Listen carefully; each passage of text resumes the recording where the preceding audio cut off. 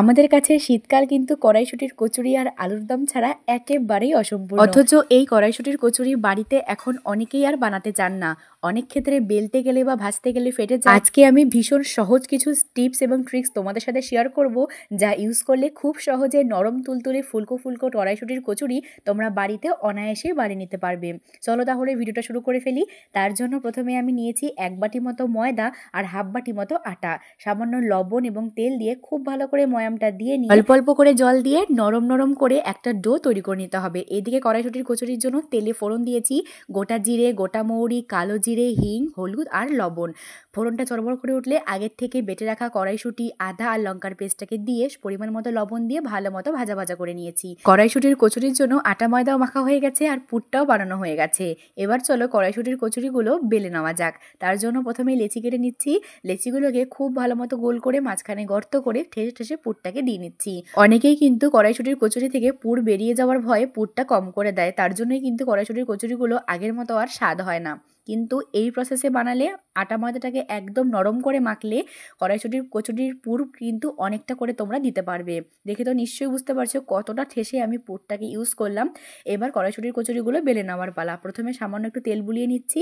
এবার যেই প্রান্তটা আমি আটকে সিল করে দিয়েছি কড়াইশুঁটির কচুরি, সেই প্রান্তটা নিচের দিকে দিয়ে বেলে নিতে হবে। দেখো কত সুন্দরভাবে পুরটা স্প্রেড হয়ে গেছে। এবার গরম তেলের মধ্যে কচুরিগুলোকে ভেজে নেওয়ার পালা। ক্ষেত্রে বলে রাখি, কড়াইশুঁটির কচুরি যখন তোমরা বানাবে ময়দার সাথে অবশ্যই কিন্তু সামান্য একটু আটা ইউজ করবে, তাহলে কচুরিগুলো ভাজার অনেকক্ষণ পর অবধিও কিন্তু একদম নরম তুলতুলে থাকবে। আর অবশ্যই করে কিন্তু ময়দাটাকে খুব নরম নরম করে মাখবে, তাহলেই কিন্তু বেলার সময় ফাটবে না। এবার চলো খুব চটজলদি একটা নিরামিষ আলুর দম বানিয়ে নেই। তার জন্য কয়েকটা গোটা আলুকে মাঝখান বরাবর কেটে প্রেসার কুক করে নিচ্ছি ওই একটা হুইসেল বড় অবধি। তারপরে সর্ষের তেল গরম করে আলুগুলোকে লবণ হলুদ দিয়ে ভালো মতো করে ভেজে নিচ্ছি। আলুগুলো ভাজা হয়ে গেলে আলুগুলোকে তুলে নিচ্ছি। এবার ফোড়ন দিয়ে দেবো। ফোড়নে আমি ইউজ করছি গোটা তেজপাতা, গোটা গরম মশলা আর গোটা জিরে। এখানে তোমরা শুকনো লঙ্কা ইউজ করতে পারো, তবে আমি শুকনো লঙ্কাটাকে অ্যাভয়েড করে কাঁচা লঙ্কাই ইউজ করছি।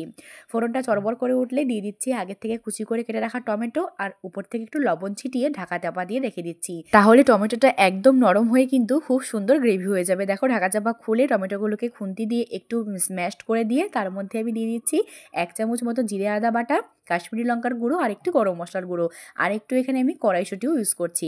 মশলা থেকে খুব ভালো মতো তেল ছেড়ে আসলে মানে মশলাটা কষে যাওয়া হয়ে গেলে একটু আমি টক দই দিচ্ছি, অবশ্যই ফেটানো। তারপরে দেখো কত সুন্দরভাবে তেল ছেড়ে এসেছে। আবার একটু ভালো মতো কষিয়ে নিয়ে আগের থেকে ভেজে রাখা আলুগুলোকে দিয়ে আরও ভালো মতো কষিয়ে নিয়ে পরিমাণ মতো জল দিয়ে ঢাকা চাপা দিয়ে রেখে দিতে পারো তোমরা। তবে আমি এখানে আলুটাকে আগে থেকেই সেদ্ধ করে ইউজ করেছি, তার জন্য আমি কিন্তু ঢাকা চাপা দিলাম না।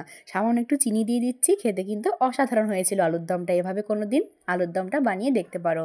এবার চলো সার্ভ করে দিই। প্রথমে কচুরিগুলো দিয়ে দিলাম, তারপরে আলুর দমটা দিয়ে দিচ্ছি। খেতে কিন্তু জাস্ট ওয়াও হয়েছিল। আর দেখতে তো নিশ্চয়ই বুঝতে পারছো একটা কচুরিও কিন্তু ফাটেনি। অবশ্যই বানিও এভাবে আর আমাকে জানিও কেমন লাগে।